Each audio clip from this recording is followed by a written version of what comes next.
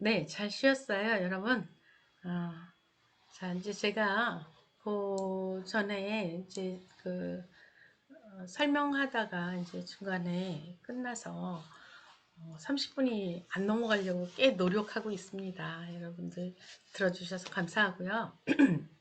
또 이제 좀 현실적인 이야기들을 많이 이제 속해서 이야기를 해볼게요.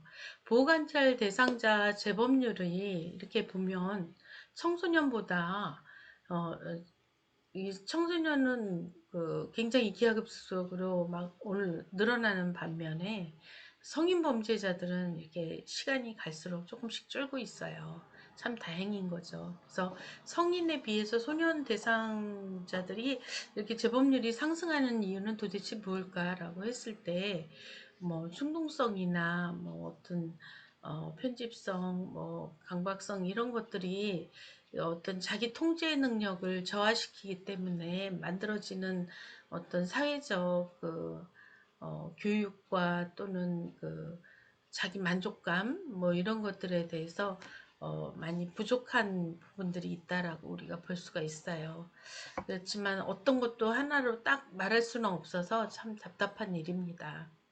청소년들에게 이제 참여하게 하는 프로그램들 중에 이제 많은 공부도 많이 하고 뭐 여러 가지 하지만 그 중에 신체 활동, 기술 훈련, 안전 훈련, 팀 훈련 등을 통해서 학생들이 그 프로그램에서 자기를 보호할 수 있는 그런 프로그램에는 다 참여를 하고 있다라는 걸 알고 계시면 좋겠어요.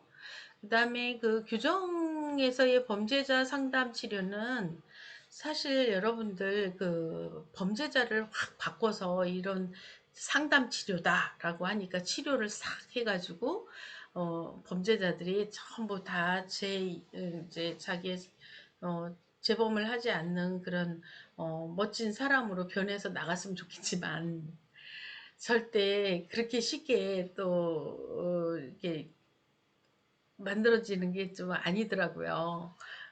단지 우리가 그 일상생활을 순조롭게 이렇게 유지할 수 있도록 하게 하는 것도 상담 치료에 굉장히 큰 효과다라고 보면 라고 볼 수도 있어요. 그래서 그런 부분으로 도움이 됐다 이렇게 볼 수도 있어요.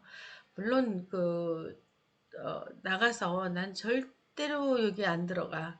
그리고 뭔가 생활을 변화시키고 내 주변 환경을 변화시키고 이제 뭐 그런 자기가 이제 다시 어떤 비행 행동이나 어떤 범죄 행동을 하지 않도록 자기 자신을 다른 곳으로 이사를 한다거나 어떤 다른 거에 자기가 주력을 할 수 있는 신경을 쓸 수 있는 그런 것들에 이렇게 변화를 가져오는 친구들은요 정말 나가서도 잘 버티고 잘 지내요. 근데 사실 그러지 못한 게 이제 한 예를 들면 제가 이제 소년원 보호자 교육을 하는데 그 보호자들이 오셔서 하는 얘기 중에 하나인데요. 여기서 딱 끝나서 이제 1년 한 8개월, 9개월 정도 있다가 이제 점수도 채우고 해서 이제 2년형을 받았지만 그 일찍 이제 퇴소를 하는 퇴원을 한다 그래요. 저희는 퇴원을 하는 중인데 어 이제 엄마 뭐 거기에서 이제 소년원에서 나오고 엄마 아빠는 밖에서 기다렸다 오랜만에 보니까 서로 막 부둥켜안고 뭐 울고 눈물 흘리고 그리고 이제 집으로 가자 그러면서 이제 집에 가는 도중에 엄마 나 있잖아 내가 가만히 생각해 보니까 저 속에 있으면서 너무 친구들을 한 번도 못 보아서 너무 궁금해 죽겠으니까 딱 하루만 내가 친구네 집에 가서 자고 올게 이러는 거예요. 그러면 부모님들은 어떨 것 같아요? 막 반대하죠. 안 된다. 네가 또 거기에 가면 안 된다 이러면서 이야기하지만 이 친구는 그걸 뿌리치고 친구한테 딱 한 번만 갔다 와야지 그러고 가요. 가면은 못 와요. 일주일간. 그리고 나서 다 이제 일주일 후에 집에 들어오면 그때부터는 더 강력한 뭐랄까 더 강력한 아들이 되어서 와요. 그게 굉장히 긍정적으로 변화했으면 좋겠는데 범죄 조직이나 또는 어떤 뭐 그 친구들이 비행이 더 강력해져서 집으로 오기 때문에 부모의 말을 들리지가 않아요. 오직 그 친구들 이야기, 그 친구들 걱정이지, 가족들이 하는 말에 귀를 기울일 수가 없어요. 그게 이제 하나의 편집적인 충동적이고 그런 부분들이 나타나는 거죠. 어, 계속 상담 치료와 병원 치료가 답은 답인데 멀쩡하게 생겼고 말도 잘하고 그냥 건강하고 씩씩하고 뭐 다른 데 가서는 나 나쁜 짓 합니다 하고 얼굴에 써놓고 다니지는 않으니까 누구도 그걸 돌보려고 하지를 못하는 거죠. 그냥 아유 쟤는 고집이 세서 아니면 쟤는 좀 애가 성격이 좀 알가닥이어서 뭐 이런 식으로 뭐 치부를 해버리고 그냥 또 그냥 넘어가니까 그런 부분들이 굉장히 치료 효과를 망가뜨리는 일이 되죠. 사실 뭐 치료 효과는 여러분들이 여기를 읽어보시면 아시겠지만 굉장히 뭐랄까 다양한 곳에서 나타나는 것 같아요. 그래서 한번 쭉 읽어봐 주시고요.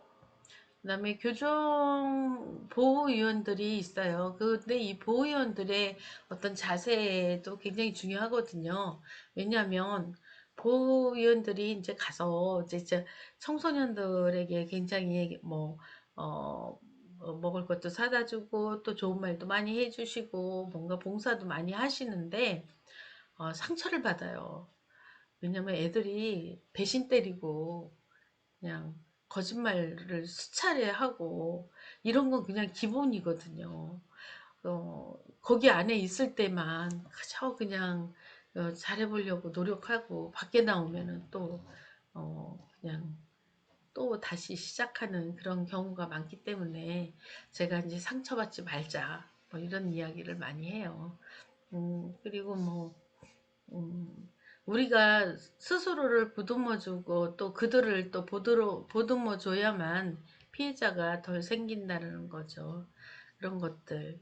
그래서 이제 지속적인 상담 및 심리치료적 지식을 습득하도록 노력해라. 이런 부분들을 제가 가끔 강조합니다. 결론으로 봤을 때는 교정상담자 업무의 본질은 둘 다 안전해야 돼요. 안전한 그러니까 내담자와 상담자 모두 다 안전과 치료의 기능이 둘 다 필요하고 어, 또 교도소 적응과 수용자, 사회복귀, 미래 범죄의 위험성, 또 물질 남용, 외상 또는 외상 후 스트레스 장애, 뭐 가족 걱정, 뭐 여러 가지 정신적인 부분들, 고용까지 뭐 전문적인 지식을 가진 우리 교정 상담사들이 되어야 되겠지요. 그렇다 그래서 뭐 5만 가지 다 알 수는 없으니까 모르는 건 모른다 얘기할 수도 있으니까 막 너무 완벽하려고만 안 하는 게 좋을 것 같아요. 완벽하려고 그러면 잘 안 되더라고요. 음, 그리고 교정 상담 프로그램의 효과 증명은 치료의 효과성이 좀 많이 나타나고 있고요. 바로바로 치료한 후에 측정을 해보면 굉장히 많은 변화를 가져와요. 자존감도 향상되고요. 자기 자신감도 생기고 해서 뭐 굉장히 잘 지내고 있고 이 안에서 뭐 리더자로 성장하는 그런 모습도 많이 보이기도 해요. 그래서 전문성 있고 질 높은 그런 교정 상담 프로그램이 필요해요. 여러분들이 이런 걸 잘 알아두시고 염두에 두셨다가 4주 후에 저희가 이제 프로그램 필요성에 대해서 언급할 때 이런 말들을 언급해 주시면 훨씬 좋을 것 같아요.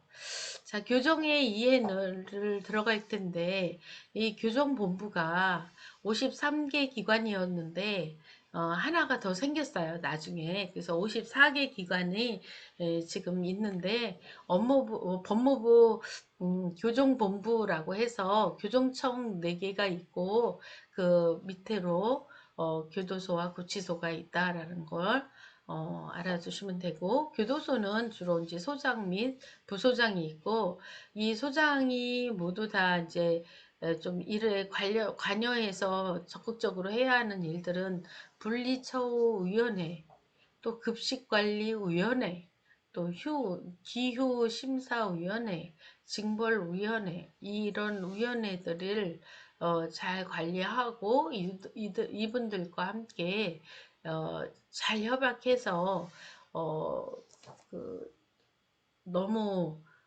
과하게 벌을 받지 않도록 도와주고, 또 자기 벌만큼 잘 받을 수 있도록 이 소장은 계속 환경을 조성시켜 주는 거죠. 그래서 거기에 총무과, 보안과, 분류심사과, 직업훈련과, 사회복지과, 또 복지과, 의료과 이렇게 과들이 있습니다. 음, 여러분들 이게 뭐죠? 네, 맞습니다. 교정의 그 방패예요. 그래서 교정의 방패를 해동청이라는 이름을 지어서 갖고 있어요. 해동청. 여기 독수리가 있죠. 이 해동청은 이 방패에는 사회의 방위를 잡고 하늘로 비상하는 모습을 형상화한 거예요. 그래서 교정의 사회 안전을 도모함과 동시에 수용자의 그 성공적인 사회복귀를 진력함으로써 그 국민들에게 최상의 교정정서 서비스를 위해서 제공하는 어, 그, 그게 이제 하나의 목표를 상징하는 건데요. 여러분들이 요 안에 보세요. 무궁화도 있고 뭐 이렇게 교정 이렇게도 있는데 경찰이랑 비슷하긴 하지만 이게 굉장히 달라요. 여기 이게 뭐예요? 여러분들이 이 작은 그림 속에 교정이라는 단어가 들어가 있어요. 이 감옥이잖아요. 가두는 거잖아요. 그래서 키하고요. 이 칼은 칼처럼 정말 벌을 받는 거잖아요. 그러니까 칼로 지키는 이런 모습들을 우리가 볼 수 있습니다. 그 다음에 교정시설 처우인데요. 입소에서 출소까지 다 순서가 돼 있어요. 처음에 입소하면 두 번째 뭐 소송 진행하고 소송 진행 미결했을 경우에는 어디에 있다고요? 예, 구치소에 수감되어 있다가 형이 확정되면 그 자기 담당 분류심사에서 확정되면 어디로 가냐 이송을 하게 돼요. 이송을 할 때는 이 버스를 타고 갑니다. 그래서 다섯 번째는 수용 생활을 시작하죠. 그리고 여섯 번째는 출소를 하게 됩니다.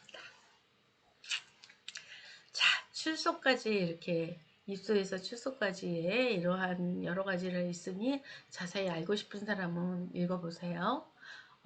그 다음에 이제 수용자 인권에 대해서 여러분들은 어떻게 생각하시는지 모르겠는데, 우리 국가인권위원회와 법무부 인권국은 이제 우리 수용자들에게 인권을 보호할 수 있도록 헌법에 있는 형을 이것을 지키고 있습니다. 그래서 교정시설의 업무 수행과 관련해서 헌법 제10조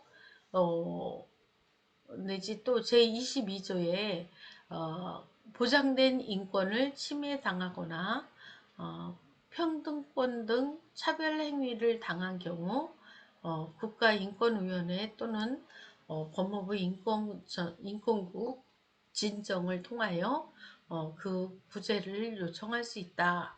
이렇게 얘기했습니다. 그래서 그 인권을 통해서 자기의 그 뭐랄까 명백하고 또 억울한 것 또는 해결하고 싶은 것들을 해결할 수 있도록 도와주는데요. 여러분들 이거 여담인데요. 교도소에서 있었던 일이에요.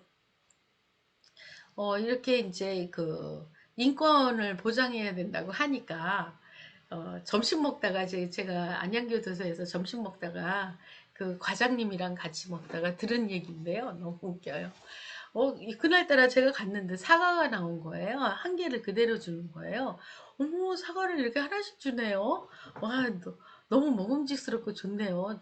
최고급인 것 같아요. 내가 이렇게 얘기를 했더니 그 과장님이 아이고 말도 마십시오. 이 교도소에서 누가 이제 이렇게 선물을 보내왔는데 좀 이제 수용자들한테 좀 어, 먹게끔 주세요. 그러면서 이제 그 왜 사과나무에서 떨어진 조금 질은 안 좋지만 아주 맛있는 그리고 싱싱한 그 사과를 잔뜩 갖다 주셨대요. 그래서 그걸 쫙 이제 점심 먹을 때 나눠줬더니 그 다음에 이제 그 인권 쪽으로 저기 이렇게 그 올리는 게 있대요. 거기에 올라왔더래요. 바로.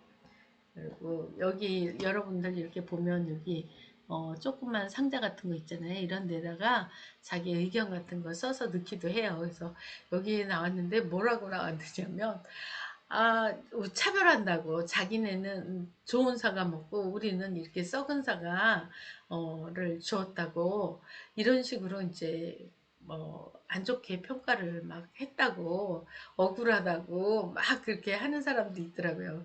그러니까 그 안에서 별의별 일들이 다 벌어지는 것 같아요. 재미있는 것 같기도 하고요. 음, 교정상담의 정의를 이제 우리가 한번 해보면 수용자가 자신이 처해 있는 문제 상황에 대해서 보다 효율적으로 대처하고 관리할 수 있게 하고 나아가서 좀 더 잘못된 인생관 또는 생활 방식들을 바람직한 방향으로 이렇게 변화를 유도하는 그러한 것들을 하는 하거나 또는 고충을 해소하기 위하여 실시하는 상담을 말한다라는 거죠. 결국은 고충 상담이 되는 것일 수도 있겠지만 아무튼 우리는 뭐 바람직한 방향으로 변화를 유도한다라는 게 우리 교정 상담의 정의입니다. 그래서 범죄 원인을 포함하여 교정 현장에서 발생되는 모든 행동과 사고에 대한 그 심리적 연구에 기초하고 있습니다. 그래서 저희가 연구를 계속 하니까 뭔가 변화를 가져오겠죠. 이것도 생활지도와 심리치료를 어떻게 볼 것이냐, 상담으로 볼 것이냐, 이 교육으로 볼 것이냐, 뭐 이런 많은 고민들이 있어요. 자, 여기도 있듯이 성격장애나 정신장애를 가지고 있는 이런 심리적인 부분, 또 한쪽에서는 생활지도. 그래서 별로 뭐랄까, 이런 그 상담 안에 얼마만큼 섞여 있을까라고 보았을 때, 이렇게 그림은 별로 아닌 것 같지만, 이 상담 안에는 생활지도도 들어가고, 심리치료도 들어가 있어요. 그리고 이 모든 걸 다 한꺼번에 치료까지 하니까 이렇게 뭐랄까 무게감이 느껴지고 힘들 것 같다라는 생각이 들지만 실질적으로는 그렇게 힘든 건 아니에요. 같은 정신적인 부분을 공감해주는 기술이 있을 때 어, 이게 그렇게 어렵지는 않더라고요.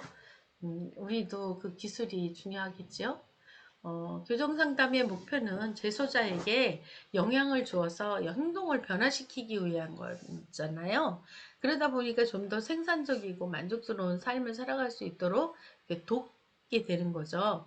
그래서 자기 통제력 기능 강화 프로그램이나 합리적 사고 능력의 신장 프로그램이나 또는 긍정적 자아 개념의 확립 또는 열등의식에 대한 자포자기하는 경향 이런 부분들을 향상시킬 수 있는 프로그램들을 우리는 만들어내야 돼요.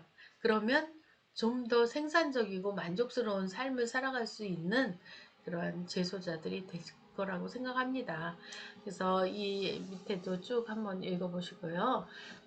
범죄인의 성격과 정서를 보았을 때 성격을 보는 관점은 충동성을 많이 봐요. 충동성이 있기 때문에 범죄를 저지르는 거거든요. 사실 자기가 뭔가 생각이 깊이가 있고 막 이렇게 뭐랄까 자기가 막 분노할 필요가 없다라고 생각하는 사람이 괜히 범죄를 저지를 리는 없어요. 사이코 아닌 이상은. 사이코패스 같은 경우에는 그럴 수도 있어요. 조용하고 세상 뭐 법 없이도 살 것 같고 엄청난 그 뭐랄까 성격적으로나 이런 게 굉장히 좋아 보이지만 실질적으로는 그렇지를 못하다는 경향이 많이 있어요. 성격과 정서에는 이제 이런 충동성도 있지만 감각 추구 성향이 높대요. 그다음에 분노와 증오가 있더라. 그래서 범죄에 대한 그 전통적 심리적 이론들이 많이 있어요. 있는데 그 중에 이제 한 서너 가지만 보도록 하지요. 범죄 행동을 정당화시키는 근거는 아니다라고 이제 우리가 어, 보는 부분들은 전통적 심리학 이론들인데요. 그것은 차별 접촉 이론과 사회학습 이론과 정신분석 이론이 있습니다. 차별 접촉 이론은 좋지 못한 환경 때문에 이런 어떤 사람들에게 접촉하는 부분에 있어서 굉장히 진짜 차별받고 있고요. 사회학습 이론에는 잘못된 사회학습 때문에 어, 뭐 그런 이런 정당화시키는 근거들을 자꾸 만들어내고 있어요. 그래서 유아기 애착 결핍 때문이다라는 등으로 이제 그 아닌 근거를 대고 있고요. 그 다음에 이제 최근 심리학 이론들을 보면은 뭐 정신병적 경향성, 신경증적 이런 것들을 범죄와 연관되어서 충동성도 범죄와 연관되거든요. 그래서 이제 그러한 이런 것들이 어떤 심리적인 영향들로 인해서 범죄가 발생할 수도 있다 이런 이야기입니다. 범죄는 하나의 특성으로 결정되는 것이 아니라 범죄 유발성, 성격 특성들을 이제 결합해서 범죄가 일어난다라는 거죠. 그러면 측정을 할 수 있을까요? 없을까요? 측정을 할 수 있는 상황이 오는 거예요. 그래서 성격을 보는 관점들을 이렇게 쫙 나열해 봤어요. 성격 특성들을 이렇게 보면은 보통 심리적 충동성, 감각 추구 뭐 이런 성향들이 높고 범죄적 성격 특성은 아니다라고 보는 것들이 있죠. 그래서 공통점은 내 외적 자극에 대한 반응이 개인의 반응 이런 것들이 잠재성 같은 것들 이런 것들을 선호하기 때문이다. 선호한다. 그래서 이제 그런 성격들 특성을 가지고 있다. 그 다음에 정상적 성격 특성은 범죄인들에게만 있는 것이 아니라 모든 사람들에게도 가질 수 있는 특징이다 라고 말하는 겁니다. 그래서 이제 인권 친화적 범죄 예방 대책 해가지고 이렇게 막 거창하게 해놨지만 실질적으로는 반사회적인 범죄적 표출 방식에 대해서 우리가 한번 이분들을 이것을 어떻게 인권 친화적 범죄 예방 대책으로 끌고 가느냐 이런 것들이 모두 다 이제 앞으로 우리가 이 크리미널 카운슬링을 위한 필요성과 존재해야 하는 그 치료적인 목표들 이런 내용들이 이 안에 함축되어 있다라고 보시면 되겠습니다. 피구금자 처우에 대한 최저 기준을 우리가 알아놔야 할 필요가 있죠. 그 사회적 경력, 범죄적 경력, 신체와 정신의 능력과 적정성, 능력과 적정성, 그 다음에 개인의 기질, 형기 및 석방 후의 전망을 참여하여 활용되어야 한다. 이런 이야기를 썼네요. 그래서 일단 어떤 피구금자 처우에 관한 것이니까 그 최저 최저 기준 규칙들을 우리가 이런 것들이 있구나만 알아두시면 되겠습니다. 정신 상태에 관해서 가능한 한 정신의과 선생님이 분야 그를 이제 자격 있는 의무관으로 보고가 포함되어야 한다라는 거죠. 그러니까 결국은 이제 소장은 적당한 형기의 모든 수용자에게 대해서 그 수용 후에 가능한 한 신속하게 모든 학문 모든 것들을 이렇게 빨리 물어보고 막 그러는 것 같습니다. 그렇게 해야 또 이러한 피금자 처우에 좋은 그 규칙이 되기 때문이지요. 여기 제69조도 한번 읽어보시고요. 수용자 처우에 관한 우리나라의 뭘까요? 법규가 있습니다.